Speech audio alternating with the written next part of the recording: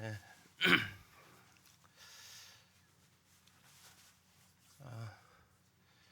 코로나 가운데서 어떻게 잘 지내시죠? 예. 성도는 코로나에 걸리나요, 안 걸리나요? 예. 걸립니다. 걸릴 수 있습니다. 예. 시편 23편에서 말씀하시고 있는 것은 사망의 음침한 골짜기를 안 지난다라는 게 아니고 사망의 음침한 골짜기를 지날지라도 내가 너희와 함께 있겠다라고 말씀하셨습니다. 전염병에 걸리지 않는다라고 말하지 않고 전염병에서 건지신다라고 말씀을 또 하고 계시기도 합니다. 우리의 환경이 어찌하든 중요한 것은 그 환경을 대하는 우리의 자세가 하나님을 믿는 사람과 믿지 않는 사람이 분명히 다르다라는 거죠. 그래서 그 가운데서 하나님을 경험할 수 있는 아이를 키우면서 초기에는 안 아프게 해주세요. 이게 기도했다가 아픔을 이길 수 있는 힘을 주세요라고 이렇게 기도가 바뀌게 되었는데 우리 성도들도 뭐 안 걸리면 제일 좋겠지만 걸리는 가운데서도 능히 이기고 나을 수 있도록 또 기도하게 됩니다. 뭐 이 상황에서 누구도 나는 예외다라고 할 수 있는 상황이 없기 때문에 우리가 그런 가운데에서 더 위로하고 또 함께 마음을 써주시면 더 좋겠습니다. 오늘은 제 3차 전도여행 마지막 시간이 되겠습니다. 사도행 21장 1절부터 16절까지 드디어 예루살렘에 사도 바울이 도착을 합니다.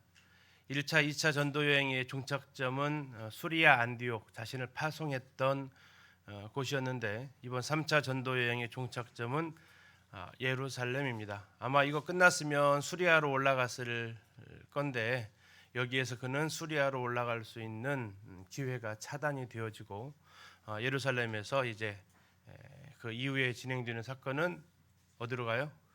로마로 가게 되는 겁니다. 그래서 수리아 안디옥에 도착하지 않지만 예루살렘에 도착하지만 제3차 전도 여행이 이 16절까지 해서 마무리가 되어집니다. 그리고 오늘은 바로 그 예루살렘에 도착하기 위해서 예루살렘으로 가는 길입니다. 제목이 어떻게 느껴지세요? 예루살렘으로 가는 길 좋아 보이세요? 어떻게 보이세요? 지금 우리 청년들 한 10여 명이서 예루살렘으로 그렇게 가고 싶은데 지금 못 가고 있어요. 작년부터 시도해놓고 적금까지 붓고 있는데 못 가고 있어요. 올해도 지금 적금을 붓고 있습니다. 한 달에 20만 원씩 8월 달에 가보려고 근데 지금 어떻게 될지는 모르죠. 예루살렘으로 가는 길 가고 싶은데 지금 못 가고 있는 상황인데요. 어떻게 예루살렘으로 가는 길 좋아 보이십니까? 아니면은 걱정스러워 보이십니까? 자, 오늘 그것을 한번 같이 살펴보도록 하겠습니다.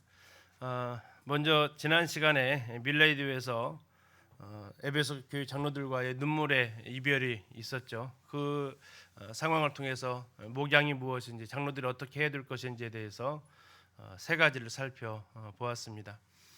그 시기하고 우리 최현수 형님, 이명재 형님 장로로 세워지는 그 시기가 맞물려서 또 더 생각이 나는 시간이기도 했었는데요. 목양한다라는 것은 보호한다. 무엇으로부터 보호하느냐? 잘못된 교리로부터 보호한다. 그리고 내적인 분열로부터 보호해야 된다. 내 외부에 사탄은 적이 있다라는 것을 우리가 알고 있기 때문에 그것으로부터 보호하는 것이 첫 번째 임무입니다. 두 번째 목양의 사역은 가르침의 사역이다. 하나님의 말씀을 가르치는 것이 목양이죠.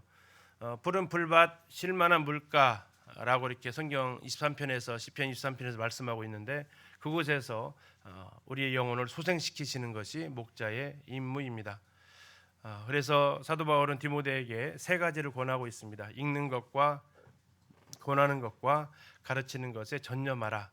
이게 이제 장로들이 해야 될 큰 사역이죠. 성경을 성도들이 읽게 하고 지금은 이제 각각 개인의 소유니까 더 잘 읽을 수 있습니다. 1월 1일부터 100일 통독 작년에 있었는데 올해는 이제 1년 2독 해서 175일 통독을 지금 100분 넘게 청년들과 기원 합해서 100분 넘게 성경 읽기를 하고 계십니다. 잘 하고 계시고 참 감사하고, 이것은 우리가 주님 오시는 그날까지 멈추지 않고 해야 될 일이죠. 두 번째가 권하는 것이 바로 이제 주일과 수요일 날에 하고 있는 이런 강단의 말씀, 그리고 가르치는 것은 양육부와 또 금요일 날 하고 있는 성경 탐사를 통해서 하나님 말씀을 풀어서 가르치는 것, 이것이 목자들의 책임이 되겠습니다. 그리고 세 번째 목양이라는 것은 돌아보험입니다. 삶을 보여주고 또 약한 자를 세워주는 것, 이것이 이제 목자들이 해야 될 일들인데, 장로들이 해야 될 일 또한 이와 동일합니다. 본을 보여준다라는 것은 그 길을 따라오도록 하는 것이고, 또 도움이 필요한 사람들에게, 지체들에게 손을 내밀어서 일으켜 세워줄 수 있는 그 사역이 목양 사역입니다. 근데 단연코 이 사역은 장로들만의 사역이 아니라 가정에서 부모들의 사역이 또한 이 사역이 되어야 하고, 또 내가 맡고 있는 교회학교 교사들도 결국 아이들을 이 사역을 하는 거고, 소그룹을 담당하시는 분들도 결국 이 사역을 하는 겁니다. 돌아보는 숫자가 다르고 대상이 다를 뿐 우리 하나님께서 네가 나를 사랑하느냐 하시면서 맡기신 사역은 동일한 것을 우리가 성경을 통해서 확인할 수 있습니다. 자, 오늘은 이제 예루살렘으로 가는 길입니다. 이 말씀을 묵상하면서 하나의 문구가, 책 제목이 떠올랐습니다. 그 책 제목은 이것이었습니다. 같이 한번 읽어보실까요? 시작.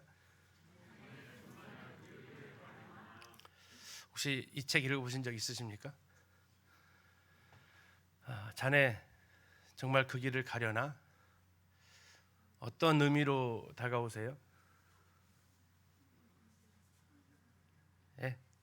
응원해 주는 것 같으세요? 걱정하는 것 같으세요? 말리는 것 같으세요? 어떤 느낌이세요? 말리는 것 같아요. 그렇죠? 정말 갈 거야? 정말 진짜 그것을 할 거야?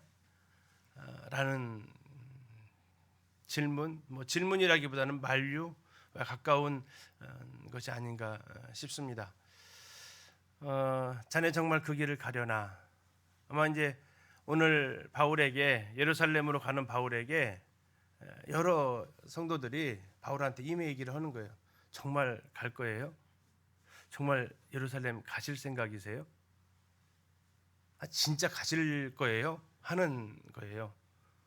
도대체 그 길이 어떤 길이길래 그 길에 대해서 축복해주고 박수 쳐주고 하는 그 길이 아니라 정말 가려고요? 그 길이 그렇게 만만한 길이 아닌데, 그 길이 어쩌면 박수 받는 길이 아닌데, 환영받는 일이 아니고, 존경받는 그 길이 아니고, 대박나는 일이 아니고, 정말 어려운 길이고 힘든 길인데, 박수 못 받을 길인데, 비난받을 수 있는 길인데, 아니 죽을 수 있는 길인데, 그래도 정말 그 길을 가실 거예요? 하는 거죠. 근데 이제 그렇게 가실 거예요 바울한테는 했지만, 이 책을 쓴 저자는 자네 정말 그 길을 가려나라는 것은 자기보다 아랫사람 같아요? 윗사람 같아요? 아랫사람한테 하는 얘기 같죠? 근데 자네 정말 그 길을 가려나 이렇게 물어보니까 그 길을 가본 사람 같아요? 안 가본 사람 같아요? 가본 사람 같잖아요. 내가 그 길 가봤는데 정말 힘들어. 근데 자네도 정말 그 길을 갈 거야 하는 그 심정이 느껴지는 책이죠.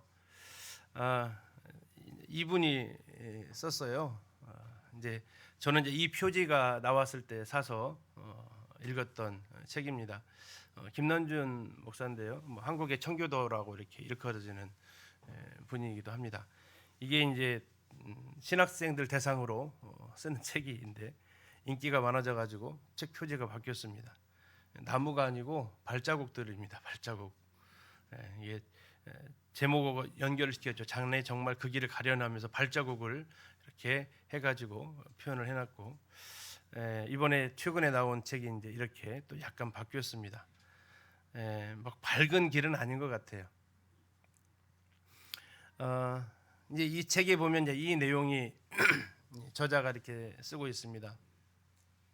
이분이 이제 우리나라에 있는 그 장로교 신학 총신대학교 그 교수이기도 한데, 어느 해 가을이었습니다. 저는 신학교 졸업반에서 소선지서를 강의하게 되었습니다. 그때 저는 선지자가 누구인지에 대하여 몇 주간의 예비적인 강의를 하였습니다. 그때 강의를 듣던 한 학급의 학생 5명이 휴학을 결심하였습니다. 그중 한 학생이 제게 말했습니다. 교수님, 강의를 통해서 제가 지금 벼랑에 서 있다는 것을 비로소 알았습니다. 제가 진실로 목회 사역을 위해 부름을 받았는지에 대하여 확신이 서지 않습니다. 하나님 앞에서 이 문제를 확인하지 않고 졸업을 하면 제 의사와는 상관없이 목사가 될 것 같은 두려운 마음이 듭니다. 한 해 동안 기도하고 목회자가 되어야 하는지 여부를 다시 결정하겠습니다. 저는 그 학생의 결정을 매우 기뻐했습니다. 그리고 그의 장래를 마음껏 축복해 주었습니다. 눈물을 흘리며 교정을 떠나는 그 학생의 어깨를 두드려주며 그가 의심할 수 없는 하나님의 부르심에 사로잡혀 다시 신앙의 길에 서기를 진심으로 기원하였습니다. 찰스 스펄전이 한 말입니다. 목회자로서의 소명을 느끼십니까? 피할 수 있는 데까지 피해 보십시오. 그것이 가능한 한 소명이 아닙니다. 거룩한 소명을 느끼지 못한 사람이 어떻게 외로운 광야에서 한 사람을 준비시키는 하나님의 영적인 수련을 감당하겠습니까? 하나님의 영광을 위해 진리로 섬기고자 하는 타오르는 열망과 잃어버린 영혼을 불쌍히 여기는 영혼의 연민과 그 일을 위하여 자신을 바치는 것밖에는 더 이상의 소망이 세상에는 없다고 믿는 거룩한 결단이 의식세계 속에서 확인되어야 합니다. 라고 이렇게 이 저자가 쓰고 있는 내용의 한 부분이 있습니다. 신학교수가 신학교 학생들한테 장차 목사가 될 그들에게 질문을 하는 것입니다. 자네 정말 그 길을 가려나?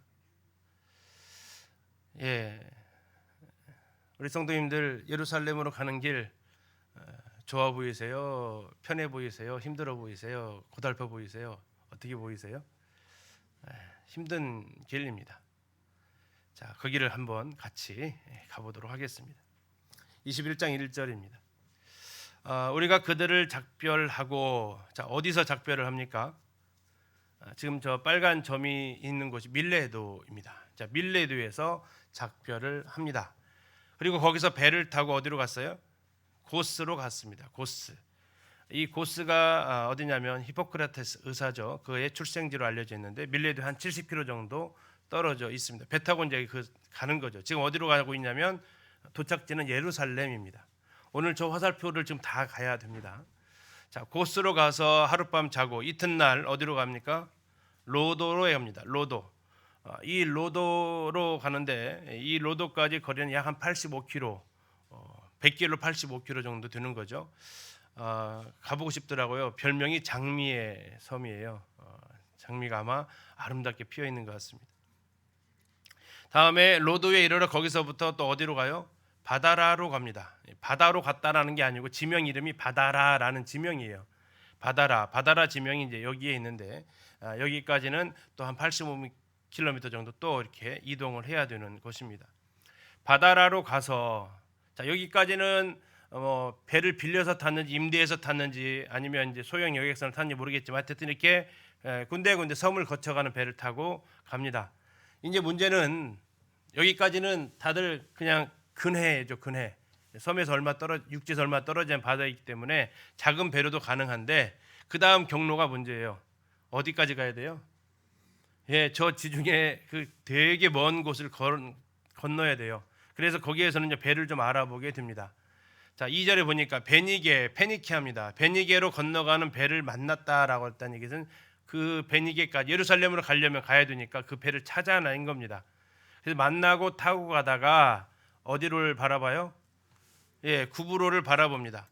지금 이 배가 여기서부터 출발을 해서 여기까지 가야 돼요. 이 길입니다. 근데 가는데 구브로를 드디어 가다가 망망대해를 가다가 드디어 섬이 하나 보였는데 그게 무슨 섬이라고요?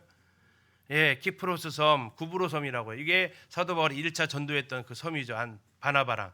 그 섬을 보면서 쭉 가는 길, 굉장히 먼 길을, 그러니까 바다 위에서 잠을 여러 차례 아마 잤을 겁니다. 여기까지 이제 도착을 하는 거죠. 거기까지 거리가 약 한 650km 정도 된다고 합니다. 이 먼 거리를 이제 배를 타고 가는 거죠. 수리아로 향해서 가는데 두로에서 상륙했다. 지금 이제 여기 빨간색 점이 찍혀진 것이 이제 두로입니다. 두로. 여기에 상륙해가지고 거기에서 뭐 했습니까? 배의 짐을 풀었다라고 합니다. 사도 바울의 짐을 푸는 게 아니라 이 배가 무슨 배였다라는 걸 알 수 있어요? 예, 화물선이었다는 걸 알 수 있어요. 여객선이 아니고 화물선이었고 배가 상당히 큰 배였던 것 같습니다. 어떻게 그걸 알 수 있냐면요. 4절에 보니까 제자들을 찾아서 거기에 며칠을 머물렀어요? 일주일 동안 짐을 내릴 정도로 굉장히 큰 배를 지금 타고 갔다라는 거죠. 아마 뭐 내리기도 하겠지만 또 싣기도 하겠죠. 그래서 주어진 시간이 일주일이라는 시간이 주어진 겁니다.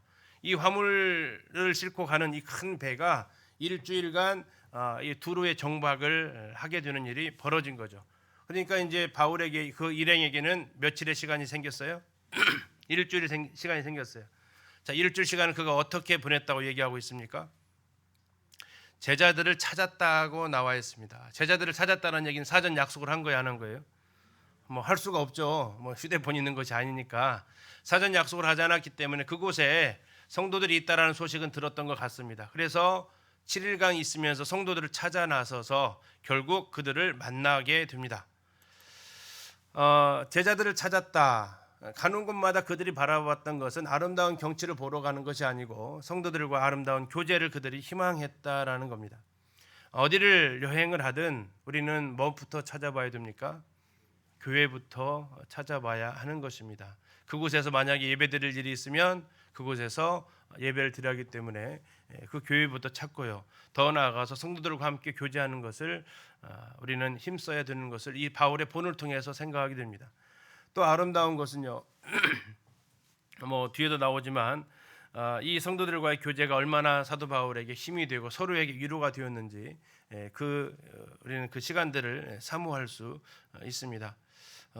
벌써 한 2년 됐지만 2020년에 영국과 프랑스를 그때 갔을 때 저희들이 뭐 한 번 가본 적이 없고요, 한 번 만나본 적도 없는 분인데 청고서 한 장 달랑 써가지고 갔습니다. 써가지고 가서 거기 갔더니 한국 성도님이 계세요. 그리고 청고서를 드렸습니다. 그때부터는 대우가 완전히 달라집니다. 어떤 대우로 달라질까요? 생전 처음 봤는데요. 한 번도 일면식도 없던 분들이요. 청고서 보고 우리의 신앙을 확인하고 바로 형제처럼 자기 집으로 초대를 해요. 영국에 가서 영국 성도님 집에 가서 밥을 얻어먹을 줄 여기서 생각이나 했겠습니까? 그런 따뜻한 형제를 느낄 수 있는 것이 그리스도 안에서 하나의 가족이라는 이 사실이죠. 프랑스에서도 갔더니 역시 마찬가지 그들에게 따뜻한 영접을 받을 수 있습니다. 그러면 해외만 그럴까요? 국내에서도 마찬가지죠. 뭐 지표를 가져가는 게 아니라 그냥 가서 연락을 해도 누구 통해서 연락 받았습니다 하셔도 따뜻하게 맞아주는 것이 우리 성도들의 우리 교회의 또 아름다운 모습이기도 합니다. 가셔서 그냥 경치 구경만 하지 마시고 그분들 통해서 이렇게 한 번은 춘천 가서 맛집 좀 알려주실래요? 전화를 그냥 드렸어요. 그랬더니 맛집을 알려주시는 게 아니라 나와서 밥을 사주고 가시더라고요. 그런 혜택까지도 누릴 수 있는 거죠. 이것이 이제 성도 간의 아름다운 교제인데 사도 바울은 일주일이라는 시간이 찾아왔을 때 그곳에서 그냥 좀 쉬면서 이렇게 보내는 게 아니라 혼자 간 것도 아니고 여러 지금 일행이 있거든요. 그러면서 성도들을 찾아가서 교제하는 우리가 우리 성도님들이 우리 기린노교회 식구들이 많다 보니까 성도님들이 귀해요. 죄송합니다. 흔해요. 그러니까 별로 귀한 걸 잘 모를 때가 있어요.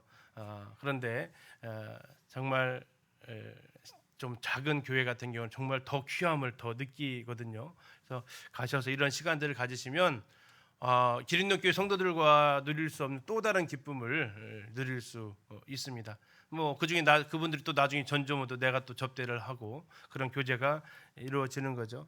아무튼 일주일이라는 시간 동안 그곳에서 함께 교제를 하면서 서로 물었겠죠. 어디로 가십니까? 그래서 물어보는 거죠. 나 지금 바울이 어디 간다고 얘기해요? 예루살렘으로 간대요. 뭐 그리고 이제 하루 또 흩어지고 또 그 제자들이니까 서로 또 기도하고 하는데 그들이 성령의 감동을 받았습니다. 기도하는 가운데에서 하나님께로부터 아마 음성을 들은 것 같습니다. 바울이 예루살렘으로 간다는데 성령께서 그들에게 가르쳐 주신 거예요. 뭘 가르쳐 줬어요? 바울이 예루살렘에 올라가면 굉장히 고난을 당할 것이다라는 것을 가르쳐 준 거예요. 그래서 그 다음날 만나가지고 바울한테 권하는 겁니다. 뭐라고 권했어요?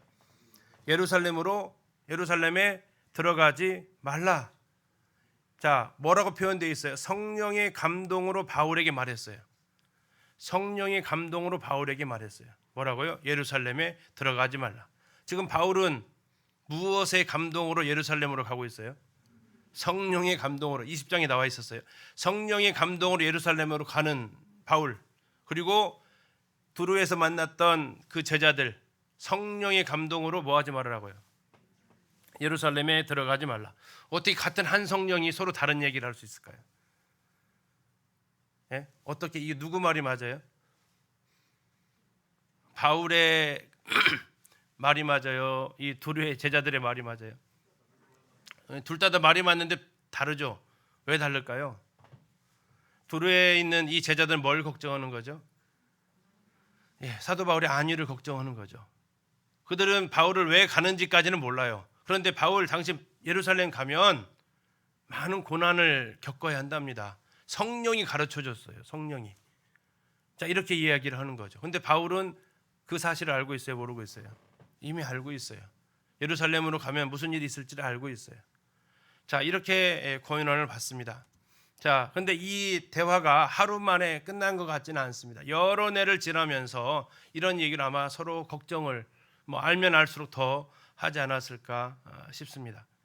자, 그리고 이 여러 날을 지낸 후에 우리가 누가가 같이 동행을 하고 있다는 얘기죠. 우리가 떠나갈 때 그들이 누굽니까? 두루의 제자들입니다. 두루의 제자들이 다 누구랑 함께 나왔어요? 처자가 나왔습니다. 아내와 아이들까지 데리고 어디까지 가요? 성문 밖까지 전송을 했습니다. 성문 밖까지 전송했다라는 것은 배웅을 많이 나온 거예요? 문 앞에 선 거예요? 갈 때까지 간 거죠. 성문 밖까지 표현했다라는 것은 전주 밖으로 나가서 배웅했다는 얘기는 어디까지 나가야 전주 밖입니까? 애매하죠. 쉽게 얘기하면 집에서 빠이빠이 한 게 아니라 그냥 편하게 얘기하면 기차역까지 갔고요. 고속버스 터미널까지 가서 지금 배웅 인사를 적어도 했다라는 거죠. 대중교통을 이용한다면. 그냥 안녕히 가세요. 교회 앞에서 성도님들 가시는데 교회 앞에서 안녕히 가세요 한 게 아니라 차 타면 아마 톨게이트 앞에까지는 가가지고 안녕히 가세요 했다는 겁니다. 그러면 그 사이가 어떻다는 얘기예요? 아주 친해졌다는 얘기죠. 아주 친해졌습니다. 보낸 시간은 일주일밖에 되지 않는데 마치 아주 친한 친구처럼 우리가 그리스도 안에서 이 이름으로 서로 형제 자매들 영접하면 이 친밀감을 느낄 수 있습니다. 정말 세상에 있는 사람들을 알려면 친해지려면 상당히 시간이 오래 걸리는데 한번 기회가 되시면 타지에 가서 이렇게 연락해 보시고 하시면 꼭 이런 분 형제이며 다른 분들 많이 아니까 그런 얘기 하는데 우리는 잘 모르잖아요. 저도 모를 때 많이 가봤어요.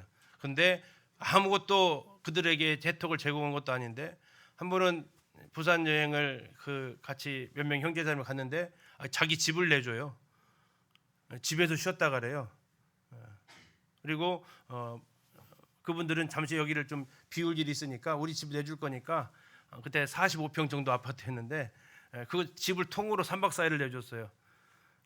그때 아기들이 어려가지고 그 형제님 집 그 카펫에다가 오줌까지 싸고 오고 그 소중한 그 장식품 하나 깨기도 하고 정말 민폐를 끼치고 왔는데 했는데 괜찮다고 아기들이니까 다 그럴 수 있다고 하시면서까지 전혀 개의치 않는 그 모습을 봐요. 누가 그렇게 해주겠어요? 그분 이렇게 잘 아는 사이도 아니고 그러니까 바로 이제 이것이 참 성도들과 함께 나누는 그런 사랑들이죠. 그들이 일주일 만에 이러한 사귐 가운데에서 함께하고 또 그들이 어떻게 헤어집니까? 우리가 바닷가에서 무릎을 꿇어 기도하고 서로 작별했다고 얘기합니다. 기도하고 작별하는 것 누구만 할 수 있습니까? 성도만이 할 수 있는 이별의 방식이죠. 그래서 우리 찬송가 가사에서도 그런 찬송 나오죠. 우리 다시 만날 때까지 하면서 이게 서로 기도하면서 작별할 수 있는 것, 이건 성도들에게 주어진 고유 고난입니다. 이 예루살렘으로 가는 길에 이러한 따뜻한 성도들의 환대를 받고 가는 거죠. 그러나 약간 찜찜한 것이 남아 있어요. 뭐예요? 예루살렘으로 올라가지 마. 예루살렘으로 올라가지 마. 자, 그러다가 이제 그들이 다시 갑니다. 또 가죠. 지금 있는 곳이 어디예요? 두로입니다. 7절 두로를 떠나 항해를 마치고 돌레마이까지는 배를 타고 가는 겁니다. 돌레마이까지 가는데요. 약 한 30km 정도 배 타고 가게 됩니다. 이제 7일 동안 기다렸다 배를 좀 탄 거죠. 자, 여기에서 이제 항해를 마쳤다라고 합니다. 그러면 지금부터는 이제 백길이 아니라 뭘로 간다고요? 육로로 가는 겁니다. 자, 돌레마에 이르러서 여기서도 또 누구를 찾아요? 또 형제들을 찾는 거예요. 또 그래서 형제들에게 또 가서 안부를 묻고, 이거는 기존에 교제권이 아마 있었던 겁니다. 가는 곳마다 사도 바울은 형제들에게 이렇게 안부를 묻고 지냅니다. 그들과 함께 하루를 있었다고 얘기하고 있고요. 8절 이튿날 떠나 어디로 가 이번에요? 가이사랴로 갑니다. 가이사랴는 그 밑으로 쭉 내려가는데 이제는 배 타고 가는 게 아니고 걸어서 가는 겁니다. 한 5, 60km 정도 됩니다. 한 이틀 정도 걸리는 거리를 가게 되는데 누구 집에 찾아갑니까? 빌립의 집에 찾아가는 거죠. 자, 근데 빌립의 이 별명이 바뀌었습니다. 사도행전 6장에서는 빌립, 사도행전 8장에서는 빌립이 뭐라고 소개되고 있냐면 집사라고 소개되어지고 있습니다. 그런데 여기는 지금 뭐라고 표현되어져 있어요? 전도자라고 표현되어져 있어요. 이게 이제 빌립이라는 것이 예수님의 12제자의 빌립이라는 그 같은 동명이인이 있기 때문에 구별하기 위한 것이기도 하지만 그가 무엇을 하면서 살았는지를 보여주는 하나의 단어죠. 예루살렘에 있을 때는 그는 집사로서의 그 사역을 감당을 했는데 지금 가이사랴 와가지고는 뭐 하면서 지냈다고요? 전도하면서 살았다라는 겁니다. 전도자 빌립. 우리 성도님들 앞에 하나의 별명이 붙으면 어떤 빌립이 붙을까요? 집사, 전도자 또는 교사, 교회에서 봉사하는 사람, 나는 어떠한 앞에 단어가 붙어서 나를 소개할 수 있을까라는 것을 생각을 해보게 되었습니다. 그리고 그곳에 가서도 7 집사 중 하나인 전도자의 빌립에 들어가서 머물렀다라고 얘기합니다. 자, 역시 두로에 가서도 돌레마에 가서도 가이사랴에 가서도 사도 바울이 늘 찾아가는 곳은 성도들의 집을 찾아가서 함께 교제를 하고 있었고요. 그 빌립에게는 4명의 딸이 있었다라고 얘기를 하고 있죠. 자, 근데 여기에서 빌립이 집에 한 새로운 사람이 찾아옵니다. 그의 사람 이름은 10절에 나와 있는 아가보라는 사람입니다. 여러 날 머물러 있더니 아가보라 하는 한 선지자가 유대로부터 내려왔습니다. 자, 이 아가보가 처음 등장하는 것은 사도행전 11장입니다. 사도 바울이 안디옥에 있을 때에 이 아가보가 와가지고 천하가 크게 흉년될 것을 예언을 했어요. 그리고 그 예언은 사도 바울이 전도 여행을 하는 과정 속에서 적중을 하게 됩니다. 자, 예언이 했는데 예언을 적중한 사람이 와가지고 여기서 예언을 하게 되는 거예요. 무슨 예언을 합니까? 그가 11절 우리에게 와서 바울의 띠를 가져다가 자기 수족을 잡아매고 말하기를 성령이 말씀하시되 예루살렘에서 유대인들이 이같이 이 띠 임자가 누구 띠라겠어요? 11절 보니까 바울의 띠는 이 띠 임자 바울을 결박해서 이방인의 손에 넘겨준다라고 이렇게 뭐 하고 있냐면 예언을 하고 있습니다. 그냥 말로 하는 게 아니고요. 뭘로 했어요? 띠를 가져다가 했어요. 우리는 이제 그 실물을 통한 예언은 왜 한다고 그랬죠? 말로 못 알아들으면 행동으로 보여준다고 우리는 이렇게 성경에 살펴볼 수 있어요. 지금 두로에서 분명히 말로 예루살렘에 들어가지 말라고 했잖아요. 사도 바울이 못 알아듣는 것 같아요. 이번에 성령께서 아가야를 통해서 뭐 하세요? 실물 설교를 하세요. 자, 이것은 하나님의 말씀이 반드시 그대로 된다라는 거예요. 오늘 170을 통독하시는 분들은 아이야라는 인물을 봤을 겁니다. 보셨죠? 여로보암한테 네가 10지파를 가질까 하면서 아이야가 옷을 찢어가지고 10등분을 갖다가 주는 거죠. 여로보암한테. 르호보암은 2조각 갖고. 자, 이것은 반드시 그렇게 될 것을 지금 실물로 얘기를 해주는 거예요. 뭐 에스겔도 우리가 지금 성경 탐사 시간에 공부하고 있지만 자기 행동으로 설교를 하고 있어요. 이것은 뭐예요?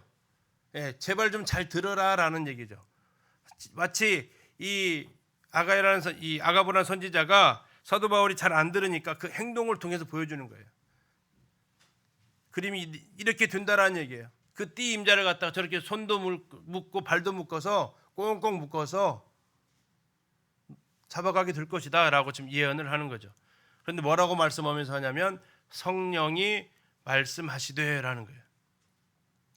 성령이 말씀하시되, 자, 앞에서 두로의 제자들도 뭐라 그랬어요? 성령이 감동했다 그랬어요. 이번에도 성령이 말씀하고 있어요. 자, 그러면 가라는 거예요, 말라는 거예요? 이게 지금 애매해지잖아요.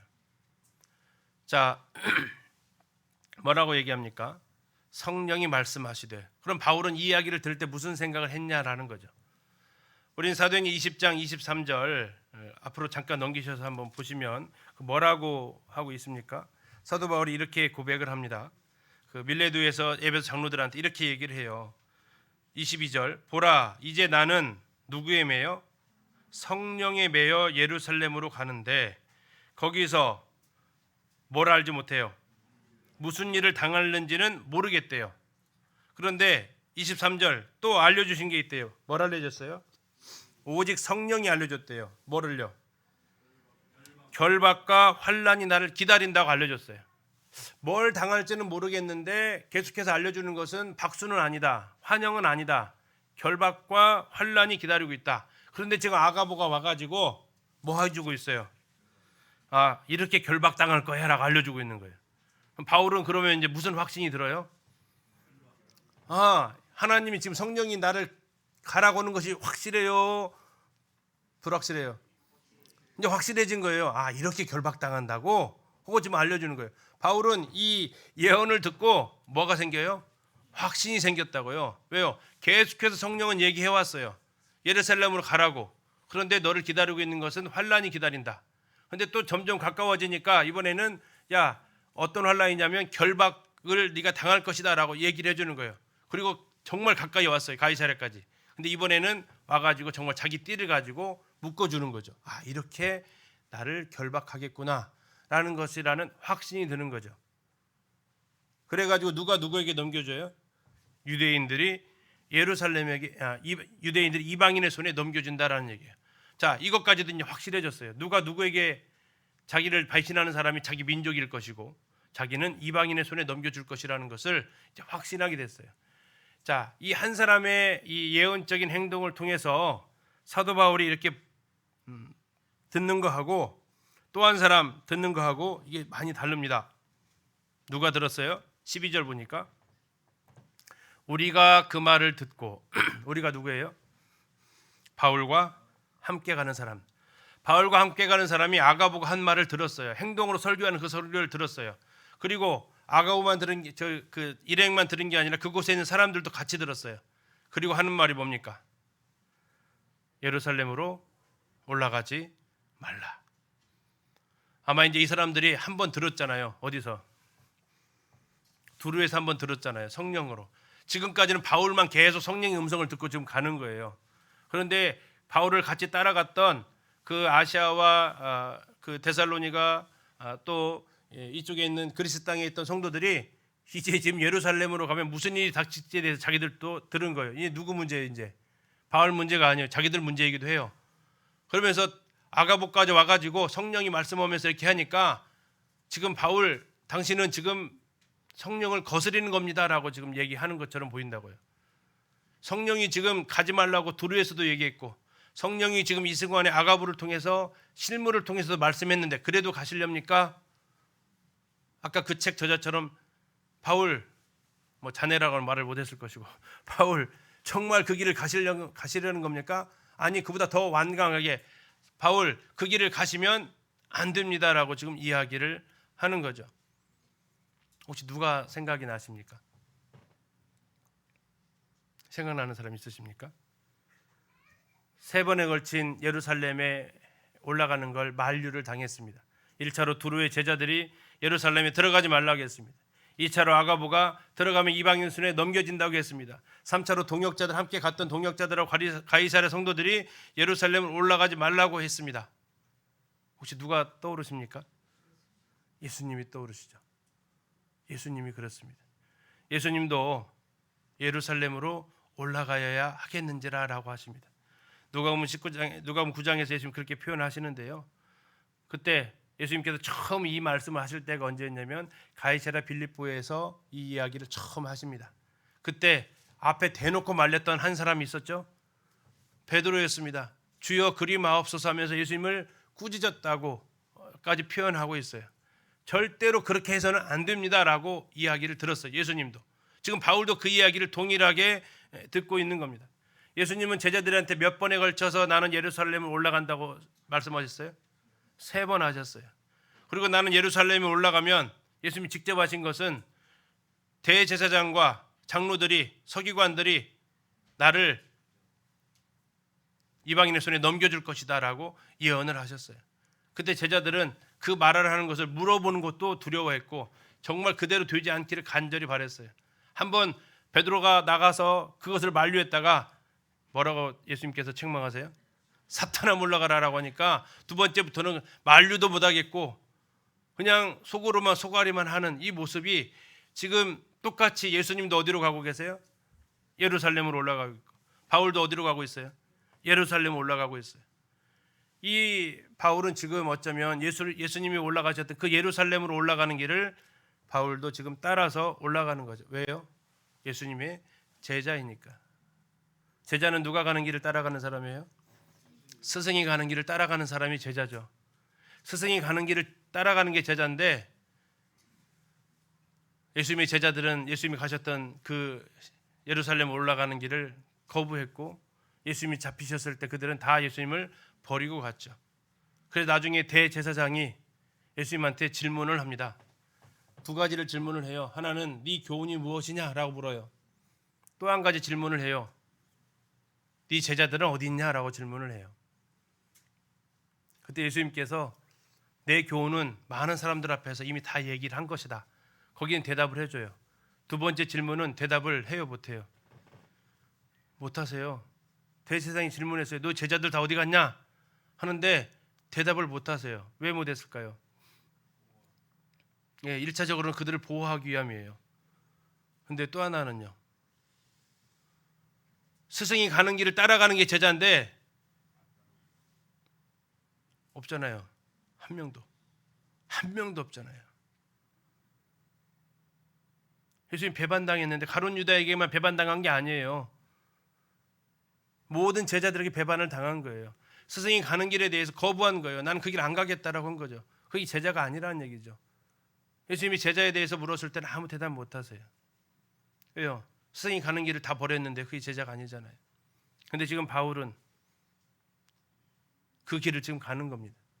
누가 만류하고 있어요? 제자들이 만류하고 성도들이 만류하고 동역자들이 만류하고 있어요. 무슨 말로 만류하고 있어요? 이건 성령이 감동으로 받아서 말한 거다. 이건 성령께서 나에게 말씀하신 거다. 자, 이 이야기를 들을 때 바울의 심정이 어땠을까요? 13절에 나옵니다. 바울이 대답하되 여러분이 어찌하여 울어서 내 마음을 상하게 하느냐라고 합니다. 자, 그러니까 지금 바울의 동행들하고 가이사랴에 있던 제자들이 어떻게 하면서 지금 바울을 만류하고 있는 거예요?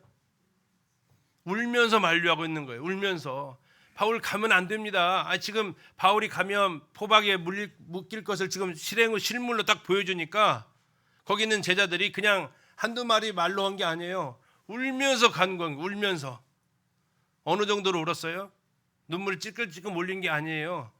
눈물 뚝뚝 떨어지는 정도의 눈물이 아니라고요. 어느 정도 울었냐면 바울의 마음이 상할 정도로 울었다라고 얘기하고 있어요. 여기 내 마음을 상하게 하느냐 했을 때 저 상하게라는 단어가 뭐냐면 지금은 뭐 별로 경험 없으신데 저는 어렸을 때 어머니가 빨래하는 걸 봤어요. 빨래할 때 그 빨래비누로 문지르고 뭘로 두드려요? 빨래방망이로 막 두드리는 거 봤어요. 그럼 빨래가 어떻게 돼요? 그 방망이로 두드려 맞은 빨래처럼 그 단어가 쓰여졌어요. 지금 바울이 성도들이 지금 우는 모습을 보면서 자기의 마음이 빨래방망이로 엄청 두들겨 맞은 빨래처럼 지금 마음이 상해버렸다고요. 부서져 버리고 있다고요. 자기는 분명히 확신했어요. 아가보가 밧줄로 꽁꽁 묶었을 때 이게 나를 기다리고 있구나. 예수님이 십자가를 지고 예루살렘으로 가면 죽으실 것을 알고 가셨던 것처럼 바울도 뭐 하는 거예요? 가면 붙잡히고 포박당해서 끌고 갈 것을 알아요. 자기를 환영해줘서 간다라는 게 아니에요. 박수 받는다라는 게 아니에요. 잡혀갈 거 알아요. 그럼에도 불구하고 그는 가겠다라는 거예요. 왜요? 그가 얘기하잖아요. 예전에 나는 포박당할 것뿐만 아니라 뭐라고까지 얘기합니까? 우리 앞에서 20장 24절에서 얘기했는 것처럼 죽는 것까지 사명을 감당하기 위해서는 생명조차 귀하게 여기지 않는다라고. 죽을 각오로 한 사람이 밧줄로 묶이는 거 걱정하겠습니까? 그런데 문제는 뭐예요? 이 제자들은 그걸 만류하고 있다라는 거죠. 선지자가 와서 성령이 말씀하신다면서 그걸 만류하고 있다라는 거죠. 다시 바울이 여기서 얘기합니다. 빨간색 같이 한번 읽어 보실까요? 빨간색 글씨 시작.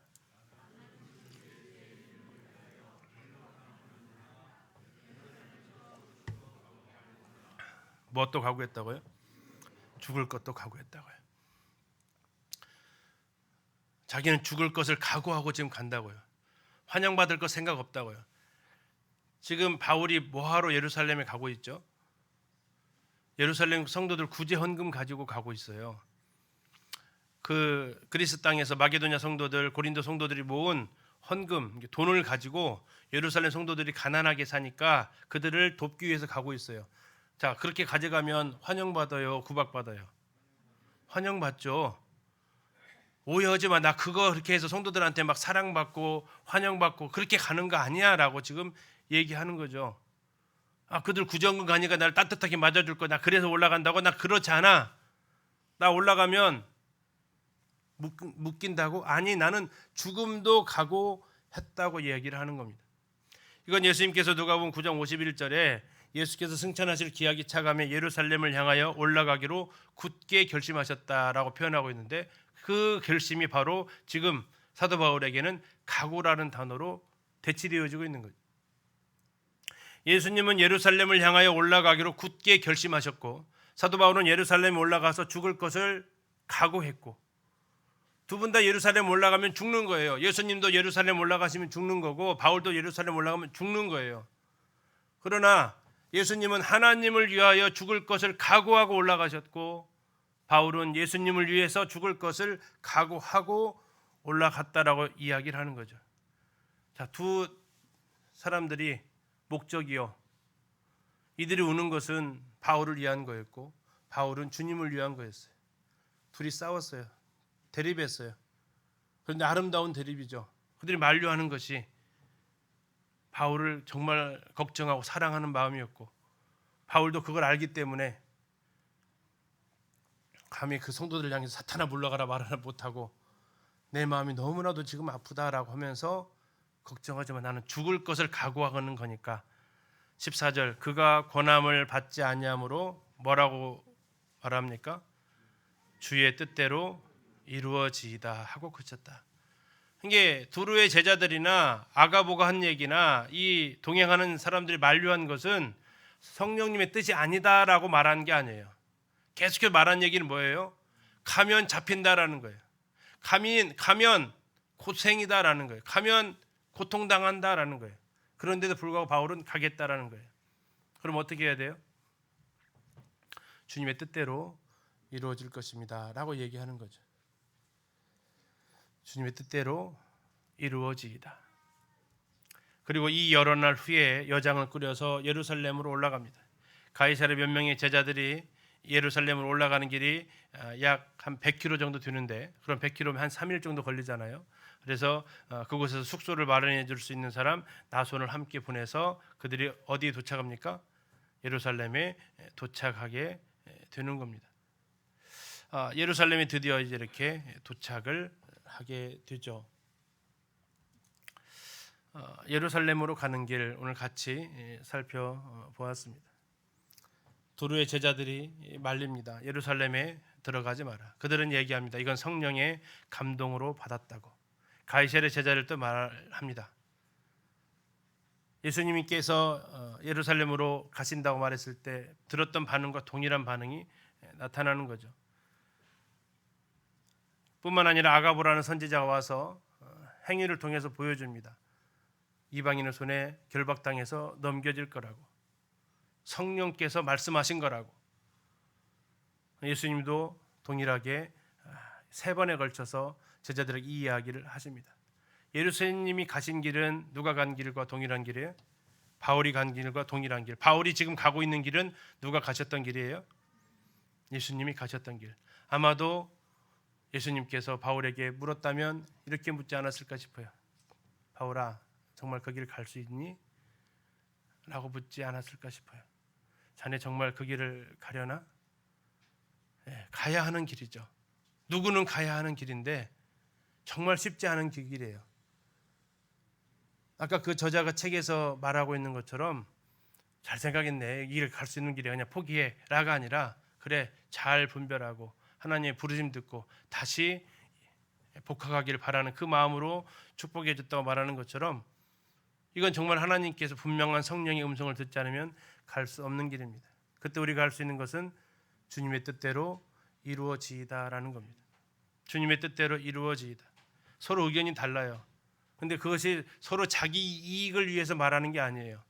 서로를 걱정해주고 하나님의 뜻을 순종하려고 하고, 그럴 때 우리가 결국 합의할 점은 뭡니까? 주님의 뜻대로 이루어질 것이다 라는 거죠.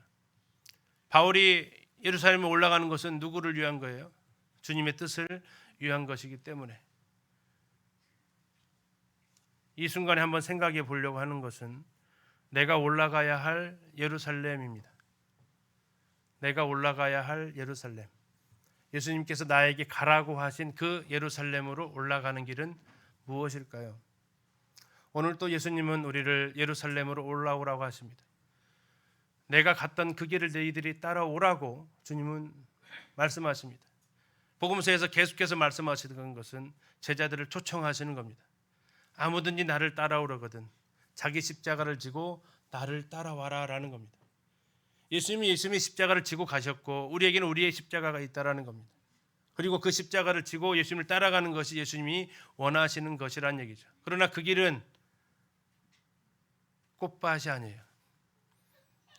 요즘도 씁니까? 한때 유명했던 말이 있죠. 늘 먼 길로 걸으라고요? 예, 늘 꽃길로 걸으라. 그러나 예수님은 그렇게 말씀하시지는 않아요. 꽃길로 걸으라고 말씀하지 않으세요. 넓은 길이라고 말씀하신 적도 없어요. 좁은 길이야. 어려운 길이고 힘든 길이야. 그러나 내가 거기에 있어. 넓은 길은 편한 길이고 쉬운 길이야. 근데 나는 거기엔 없어. 어느 길로 올래? 그리고 예수님은 과감하게 초청을 하십니다. 어디로 오라고요? 좁은 길로 오라고. 그래야 나를 만날 수 있다고. 그러나 그 길은 정말 옆에 있는 성도들도 말리고 싶은 길이기도 해요. 왜요? 뭐가 훤히 보여요? 고생이 훤히 보인다고요. 주님께서 맡기신 일을 감당하기 위해서는 고생길이 훤히 보인다고요. 정말 얼마나 힘들지가 훤히 보인다고요. 그래서 막 가라고도 말려오기도 쉽지, 막 권하기도 쉽지 않은 길. 그런데 이 사람들처럼 정말 안 갔으면 좋겠다 하는 길. 왜? 걱정이 되니까. 그런데도 불구하고 간다면 기도해 주면서 보내줄 수 있는 그 길. 근데 중요한 것은 나는 예루살렘을 향해서 올라가고 있냐 하는 거죠. 아니 예루살렘으로 올라갈 마음은 있냐 하는 거죠. 아니면 여전히 나는 그냥 쉽고 여전히 평탄하고 여전히 박수받고 여전히 환영받는 그 길이 내가 가고 싶은 길이냐. 근데 예수님 분명히 말씀하시는 것은 거기에는 나 없다라는 겁니다. 거기에는 나 없다. 예수님께서 가신 그 길은 십자가를 지고 따라가는 사람만이 만날 수 있는 길이다라고, 그건 예수님께서 하셨던 말씀이에요. 제자 되는 것은요, 대상을 가리지 않아요. 누구든지 예수님께서 다 열어놨어요. 아무든지 나를 따라오려거든. 그러나 누구에게 다 개방되어 있지만 그 길을 따라가는 사람은 많지는 않다라는 겁니다. 사도 바울이 이 과정을 쭉 하고 나서 마지막에 그가 이제 예루살렘을 도착하고 사도행전 마지막 끝나는 28장은 어디에 가 있어요? 로마로 가 있어요. 로마로 가서 그는 서신서를 기록합니다. 4권 옥중 서신. 그 중에 한 권 골로새서에서 그는 아마 이 행로를 기억을 한 것 같습니다. 그 말씀 보고 오늘 마치도록 하겠습니다. 골로새서 1장입니다.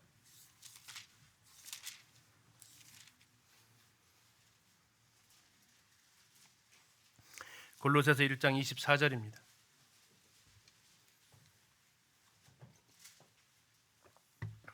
같이 한번 읽겠습니다. 시작.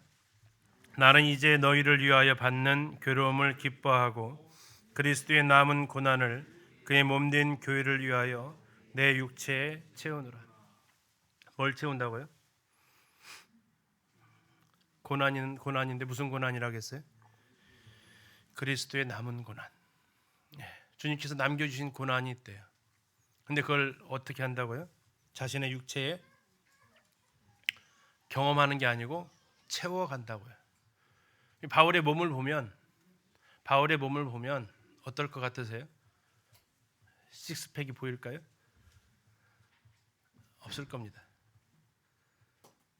바울 성지순례 가운데 바울의 동상을 보면 바울은 늘 등이 이렇게 꾸부정해 있습니다. 왜 그럴까요?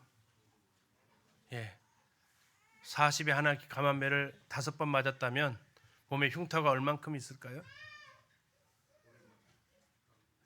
얼만큼 그 몸에 40에 하나 39대를 5번 맞았으면 지난번에 빌립보 할 때 그들을 때렸던 매출의 회초리가 아니에요.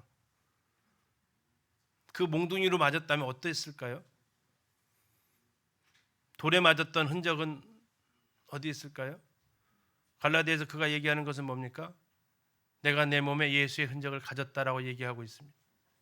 그는 여기에서 이제 로마에 도착해서 그리스도의 남은 고난을 자기의 그리스도의 몸된 교회를 위해서 내 육체에 채운다.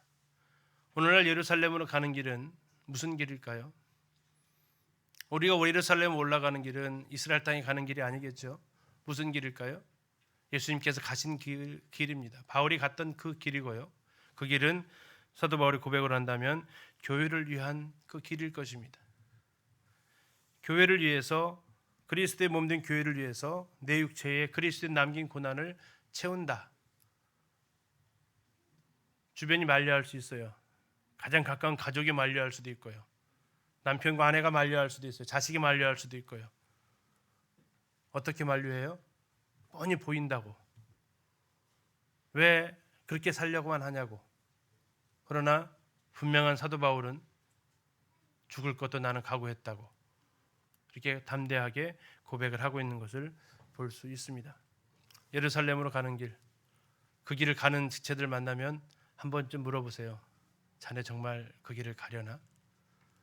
주님의 뜻이 이루어지기를 바라네 하면서 그래서 주님 오시는 그날 우리가 주님과 함께 누릴 영광만 바라보는 게 아니라 주님과 함께 고난을 받은 사람만이 주님과 함께 영광을 누릴 수 있다고 하신 유명한 노 크로스, 노 크라운, 고난 없이 영광 없다라는 그 말씀처럼 예루살렘으로 올라가는 사람만이 예루살렘을 올라가셨던 바울을 만날 것이고 예루살렘으로 먼저 올라가셨던 주님을 만날 것이고 그리고 그 나라에서 기쁘게 상봉할 수 있을 것입니다.